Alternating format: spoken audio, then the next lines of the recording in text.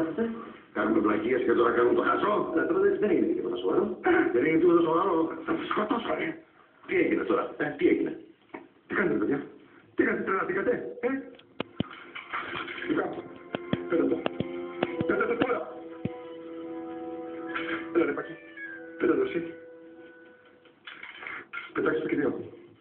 Μιλάω σοβαρά.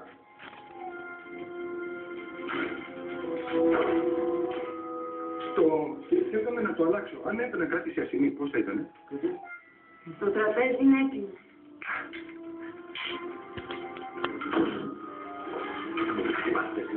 Μόλις φτάσαμε τον καράβα σε μία αλάνα. Τι κάνατε, λέει! Πες μου μόνο ένα πράγμα. Γιατί ήθελα να το σκοτώσεις? Γιατί, τι λέτε, ρε, δεν το σκότωσα εγώ. Πάτε καλά. Μόλις έφυγες μπήκαμε μέσα και το βρήκαμε νεκρό. Τον κατάφλα. Τι λέτε τώρα? Μετά πως να δεν πήγε κανείς άλλος. Δεν το σκότωσα εγώ. Τότε πώς είναι νεκρό. Πώς μας πέτανε μόνος του, πώς δεν τα ξέρω εγώ.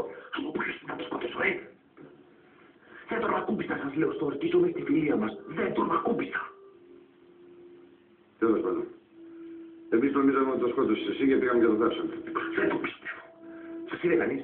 Όχι, πήραμε τα μέτρα μας. Του φορέσαμε εκεί και το σακάκι μου. Αμάν, το θάψαμε με το σακάκι μου. Το θάψαμε με το σακάκι μου. Έλα, θα πάρεις άλλο. Όχι, δεν είναι αυτό. Μέσα στο σακάκι μου από το πορτοφόλι την κάτω του κλαμπ. Το κινητό μου. Το κινητό μου. Το κινητό μου. Δεν έβαζε ένα πιστοποιητικό γέννηση να διευκολύνει τις έρευνες. Και άμα με παίρνει το Κατερινάκι μου. Οκ. Ας μην είμαστε πανικός, υπάρχει λύση. Απλή και εύκολη λύση. Θα πάμε και θα πάρουμε το σακάκι του Θωμά. Σοβαρά, πώς. Θα το ξεθάψουμε.